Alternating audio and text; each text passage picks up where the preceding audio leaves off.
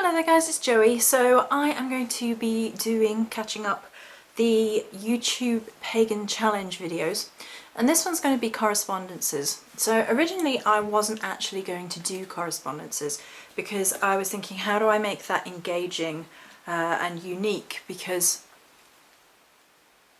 it's not a very long conversation, in my mind at least, for how I feel about correspondences, which is, you know, good starting point. Go with how you feel from there on. So I wasn't originally going to make a long video about it, but I then had kind of this flash of inspiration yesterday when I was sort of writing the videos I needed to do to catch up. And I realised I should talk about Morrigan correspondences, because that is something that I can talk about, and I do get asked about, you know, in terms of can you venture outside of the traditional given correspondences, and what are they? So I thought we'd start and we'd read some of the correspondences together from this book, which is The Celtic Lore and Spellcraft of the Dark Goddess by Stephanie Woodfield. Now, in recent times, it's become like the cool thing to hate on this book. I'm not entirely sure where it comes from. Maybe because they feel it's too mainstream and all this nonsense. Because it's popular, I suppose that it gets some backlash. But I think it's a wonderful book and I recommend it, especially when you're new to the path. I think it's wonderful. I think it's an incredible book. It was really, really helpful to me in the very beginning, in the early stages, and I still go back and leaf through now and refresh myself on that excitement and that discovery. So what I've actually done is bookmarked correspondences that are given for the triple aspect of the goddess Morrigan. There are correspondences given for Macha as sort of the mother warrior aspect, Badb as the crone aspect, and Anu as the maiden aspect. Now, with the goddess Morrigan, I'm going to say that, you know, these three triple aspects are fluid. Some people don't agree with them at all. Some people refuse that they have anything to do with the Morrigan. Some people say, you know, they absolutely do. It's just three faces of a shape-shifting goddess who can take on so many guises, and the energy flows between them.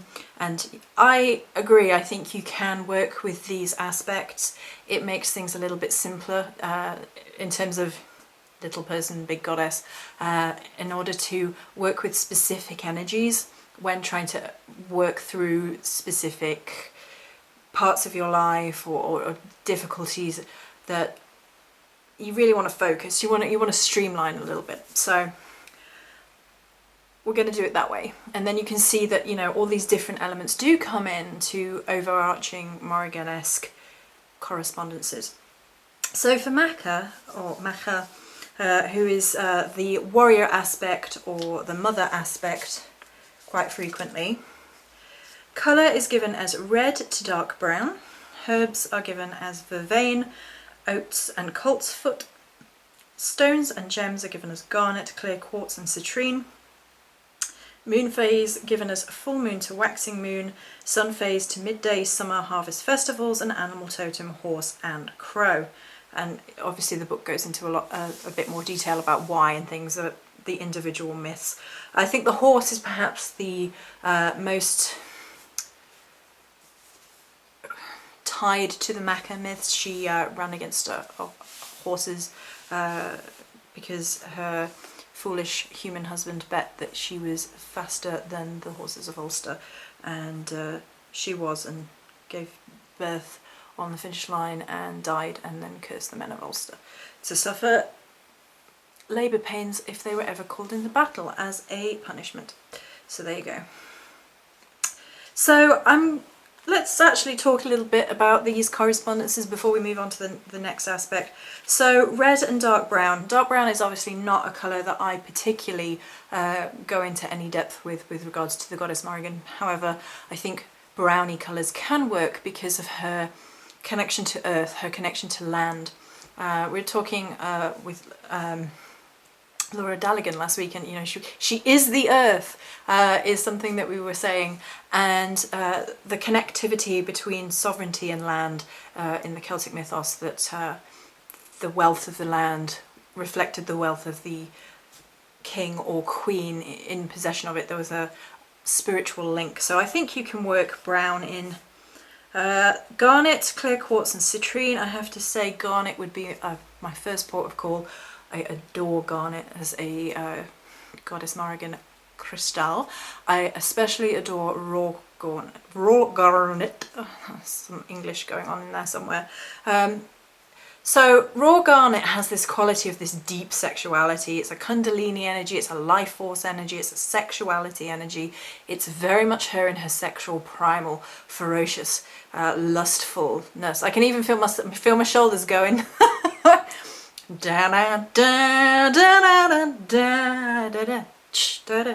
Right, anyway.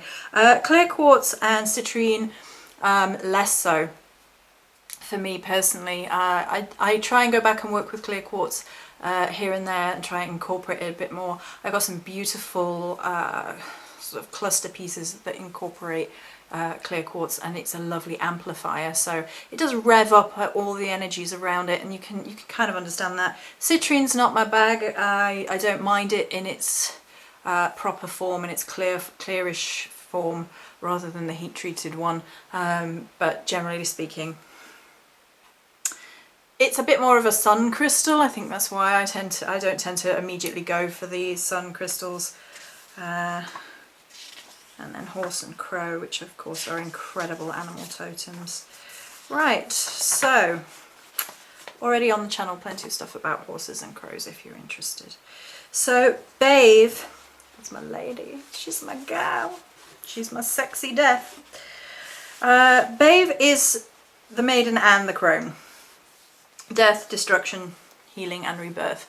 So she's often given as the crone aspect, but I actually talked about this with Silver, and he's the same, is that we quite frequently see her as maiden. And like, she shows up young and sexy, and death is sexy, didn't you know? And all that good stuff. So the correspondences here are given as white, red and dark blue for the colours. Herbs, juniper, holly and Solomon's seal. Stones, onyx or jet. Moon phase, new moon and waning moon. Sun phase, dusk, winter and fall. And presumably autumn for us English people. And totem, the crow and the wolf. It suits me down to a T, Badb. I love Badb. Badb energy, yes please. It's just amazing. She's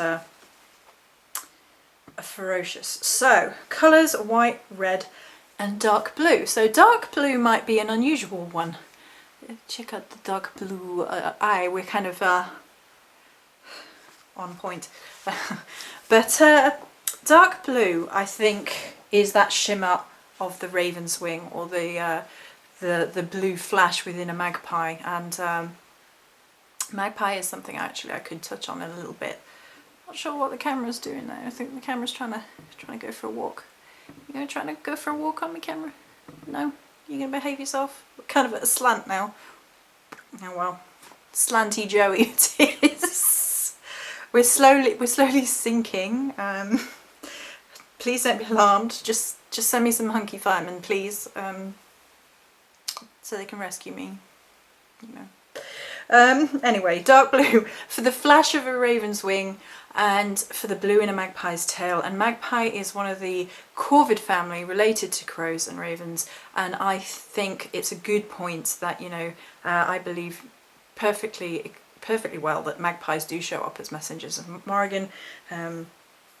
Jessica was talking about, oh, I forgot, gralls? Was it gralls? They're another corvid bird, which, you know, you don't see any in-depth examination of, but you tend to feel these things out when you work with the goddess. Juniper, holly and Solomon's seal, yeah, that's fine. Onyx and jet. See, I would have said obsidian. Oh, I don't know what's the matter with me. I have no idea. high on water. I would have said obsidian rather than onyx and jet. I do like onyx. Jet less so. I've never really cared for jet because I'm sure jet's the one that feels really light and it's odd. And I prefer my crystals to have a weight to them, especially when you're working with Morrigan. They should have this weightiness, you know, this sword in the hand, shield on the arm. You can feel the burn, you know. No, sounding crazy. New moon and waning moon, absolutely. It's my favourite times. I love waning into dark moon, into new moon, and I would have said dark moon, but I guess that's kind of covered because some people think it's unnecessary to sort of define the dark moon. It's just waning into new for a lot of people. However, I like to define it. I like to have those, you know, those 3 days before new moon as being dark moon, just special for the Morrigan. And then crow and wolf. Crows are possibly the most well documented, and wolves I adore. I adore wolf energy. And we can have a look on the channel at, you know, Wolf Witch of Morrigan's spell energy is a set that I offer because I do believe in it being so tied to the shapeshifter energy. Okay, and lastly in the correspondence book here is for Anu, given as the maiden aspect. Greens and earth tones. The deep forests is associated with Anu, and caves and crystals are associated with her as well. Herbs are given as apples and mugwort. Stones are given as amethyst, moonstone, emerald, clear quartz. Moon phase, new moon, waking moon, full moon, so pretty much all the moons. Sun phase, dawn, midday. I didn't mention that dusk is my favourite time of day for Badb, so that kind of is another little tie-in with me and my relationship to Badb. And animal totem, cattle. Admittedly, cattle is possibly the one I have the most trouble with. It's not something that's ever spoken to me on any level to particularly connect with cattle energy. Now, this is kind of odd in a way. My Chinese horoscope is an ox, and I always hated it. I was like, ugh. Of all the fascinating, interesting animals that there are, ugh. Fruits Basket, the anime, made it a bit better because they have cool characters based off each of the animal zodiacs from the Chinese zodiac, and an ox is pretty cool in in Fruits Basket, and that's the only time I've ever felt kind of like a yeah. Otherwise, it's kind of like oh, more earthy, stubborn, meh, you know. Given that my star sign is Earth, and that's all you ever hear, and you're just like. No, I mean, I guess I can be stubborn, I can see that, but it is, that's a whole other thing. Sun phase, I probably would have gone more with a dawn energy for Anu rather than a midday personally, just because of the new beginnings, the potentials. Amethyst, moonstone, emerald, and clear quartz. Emerald is something I've started to work with recently, so I can't really give it a huge yay or nay on personal experience at least. And moonstone, definitely. I really like the idea of using moonstone for the goddess Morrigan, especially rainbow moonstone, because it has that flash very similar to labradorite that I work with for Morrigan as my spirit crystal. And actually nowhere here has it mentioned obsidian. Is there a general Morrigan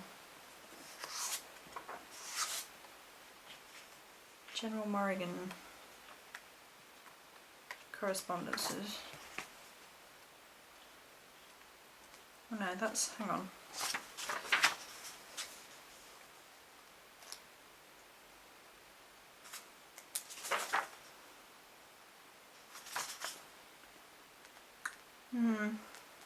I don't think there is. We'll just have a look under altars and offerings and I'll see, because I'm very surprised that obsidian isn't there.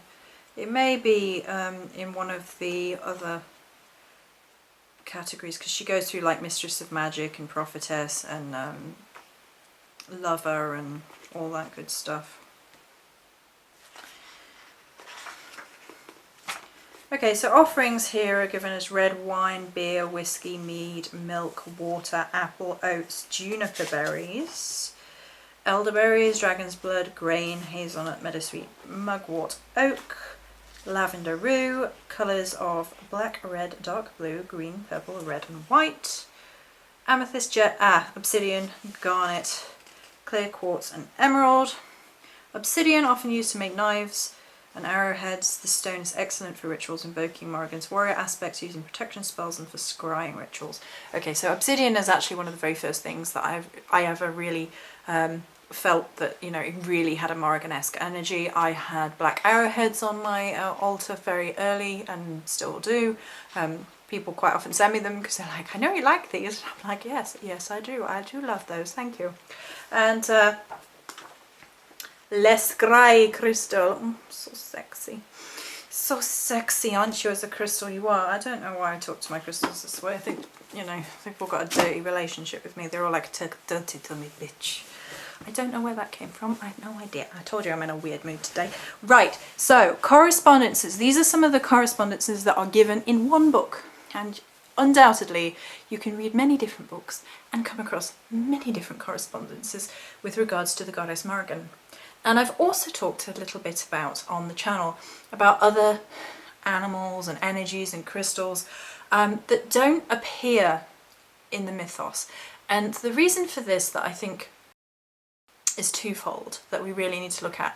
One, a lot of the myths are gone, they're missing. They were oracular, they were not written down, and when they were written down, they were written down by Christian monks, and we've discussed that in the past about the problems of Christian monks and inaccurate recording of what a goddess was and what the lesson was. And the Irish talked in riddles a lot of the time, you know, there was a lot of wordplay that's kind of lost now, and then there's translation problems, so on and so forth. So there's a lot of problems with saying, you know, you have to stick to the text. Well, we don't have half the text, very likely, and we have scribe problems like you have with all ancient texts, and then we flow into the second part, which is evolution.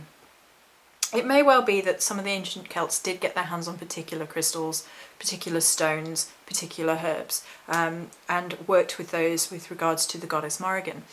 But they also had a completely different lifestyle. It was a much more of a warfare-based society. They went on cattle raids regularly to prove prowess, to prove how heroic they were, status as a warrior.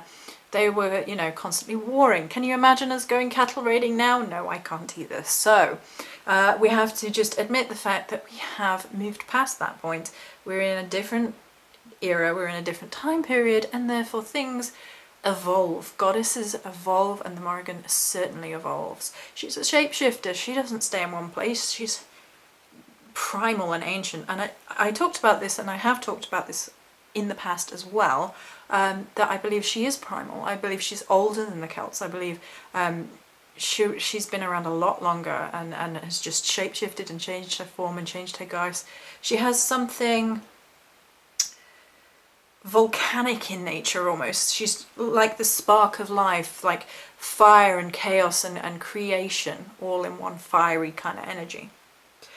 So when looking at correspondences in particular, I think it's fair to say that correspondences for the goddess can evolve, and you can look at how that evolution changes as the Morrigan influences people across cultures, across landscapes, where there are different animals present, when the sort of adaptation of modern lifestyles, modern warfare, and we talked about it a bit with regards to bullets before, you know, like as offerings, and why people see them as being completely different, and nostalgia and things.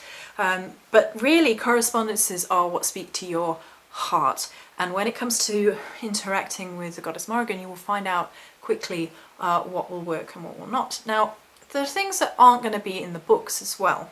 Before I'm going to mention this point, and then I'm going to talk about correspondences that I feel have evolved and have come to me and aren't necessarily in books. But there are things that people don't include in books for certain reasons. So some people, for example, would give offerings of bodily fluid, including personal blood, including in females' case menstrual blood, in offering to their goddess. And in mainstream books, it may or may not appear for all sorts of reasons, mainly political. You know, oh, if we put this in books, people are going to be outraged. They're not going to buy the book. We're going to have more and more grief and trouble. I'd rather get the information out there, and sort of say personally and quietly, like maybe on my blog and things, where people will come for further information and chasing that information and more, you know, personal, serious information than say in a book. And those sort of things sometimes get left off because people get horrified by the idea of blood and other bodily fluids and things. And so those sorts of offerings aren't in books. And obviously where we get a lot of the correspondences from, in the very beginning at least, and when we go back for reference points, are the books that we've managed to acquire and read, and then maybe we'll go read other people's experiences online and blogs and page sources and YouTube videos and so on and so forth. So there is sometimes people don't want to talk about certain aspects. Certain aspects are maybe personal, maybe private, maybe they don't want the reaction that some people will give them out of it, and therefore those correspondences kind of get buried a little bit. Then there's the correspondences that you kind of discover. And I kind of like that you discover them. I think that's kind of cool. I think that's kind of that evolutionary process, that primal goddess energy working through. And that's kind of like discovery of your own personal journey, your own personal connection, like what works. And again, you know, bones is another example of things. You may find feathers, you may find bones, you may come into possession of bones or fur or snake skin, naturally shed usually for the pagan community, but again it's personal preference, and these are again things that people don't really want to talk about because inevitably there is backlash from certain quarters about talking about things such as bones. Now anyway, I just had that go through my head as I was talking about the evolution of your own connectivity to the goddess Morrigan in this case. So the first one that really struck me was working with Badb and thinking how interconnected she was to moth energy. Now I have a video all about moth energy and Badb, so that's already in existence. I will probably forget to link it down below, but I will try and remember. However, if you're on the channel and you Joey Morris Badb moth, you'll find it.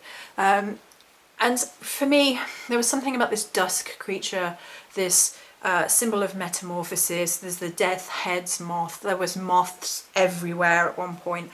There was all this beautiful artwork that I very much associated with being very, very Badb-like. There was like moths over the eyes, and this kind of like hidden veil message, this kind of dusk and twilight and shroud energy. And it was so rich in symbolism, and it was just coming at me left, right and centre. I was like, okay.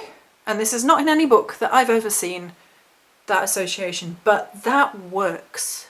And on the other side, butterflies can therefore work. So you can kind of have like a moth energy in terms of like your death element, your death aspect, and then you can have a butterfly in the kind of your life aspect. And it's not necessarily that one necessarily represents life and death separately, because they're never separate. We put them in separate boxes because it's easy. We put them in life, death and rebirth and this and this, when in fact they are all interwoven into one tapestry. And it's, you know, it's much more difficult than life, death and rebirth. But it can be easier just to work with, you know, oh, this to me has more of a death energy, kind of a night energy, it kind of has this shroud, this mystery, this veil, this grey, this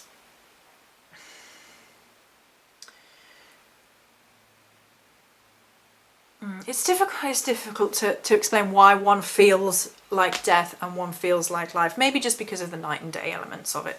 And obviously you see butterflies in the spring into the summer more than anything, because that's when they thrive. And that tends to be the life months that we, you know, give those labels to. So those are two of the flappy variety, of the insect variety that I that I have personally felt that apply to one or the other. I've been talking recently to an individual about hawk energy, which I think is very predatorial and very much associated with Goddess Morrigan. It's interesting actually, because when I got the animal spirit oracle from the Wild Unknown from America, the picture that I got, the poster that I got was hawk, and I was a little bit like, I wanted crow. But I really do like hawk energy, and I've seen hawks.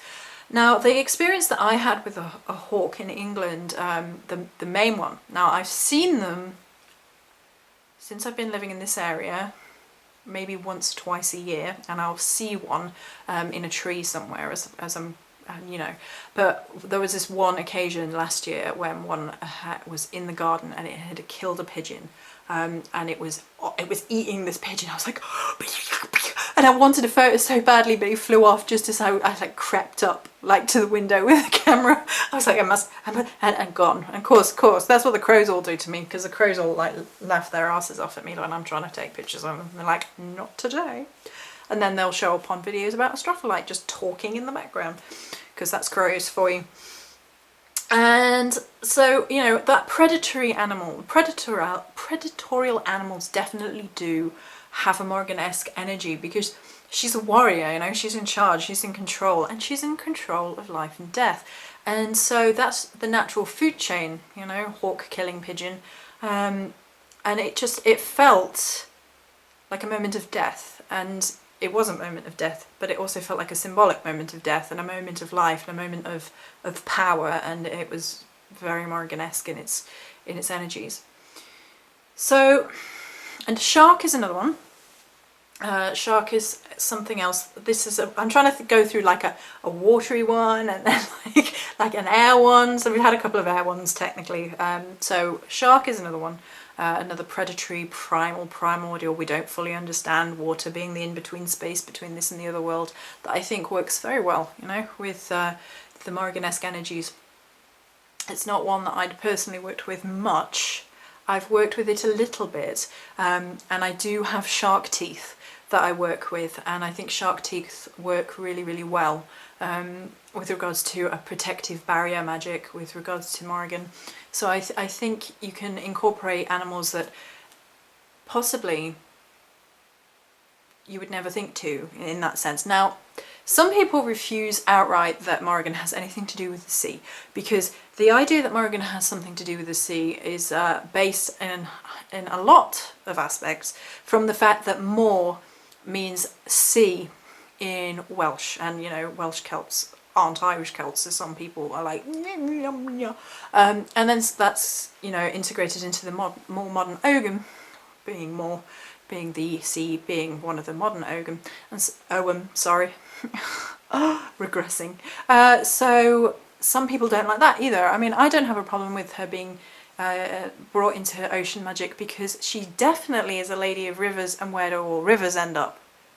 The sea. And then there are places that I've been in my lifetime that I can look back and think, you know, there's something so Morrigan-esque about it that I didn't realise at the time, but I was sort of blown away. It's like when we went to Tintagel and you go in Merlin's Cave by the sea. Oh, it's like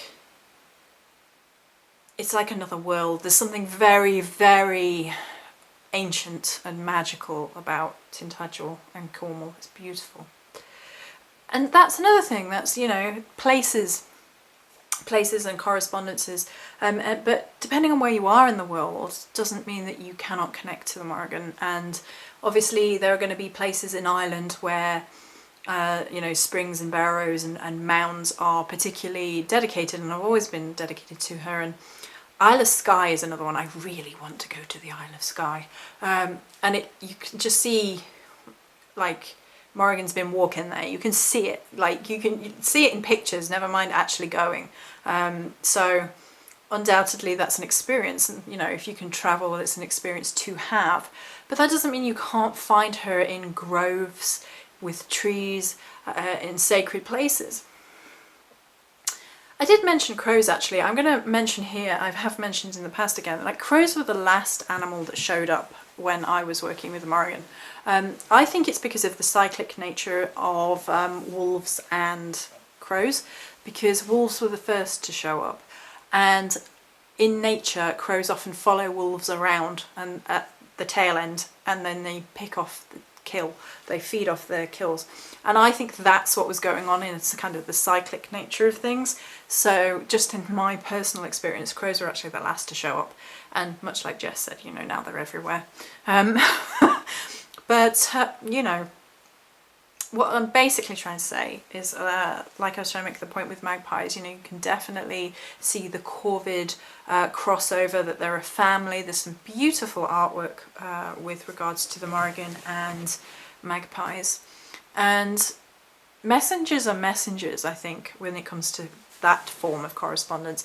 And where you receive messages is where you're meant to receive messages from, and it may very well may be to do with the relationship that you have, the energy that crosses over, the personal interconnectedness, how you feel when connecting to, in this case, the goddess Morrigan, but you can apply it to, you know, deities in general.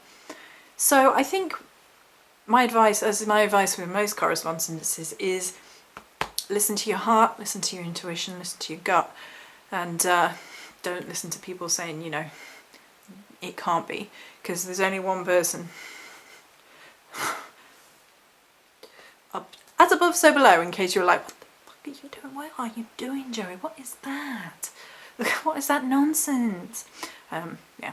Right, so basically, follow your heart, follow your instinct, follow your intuition.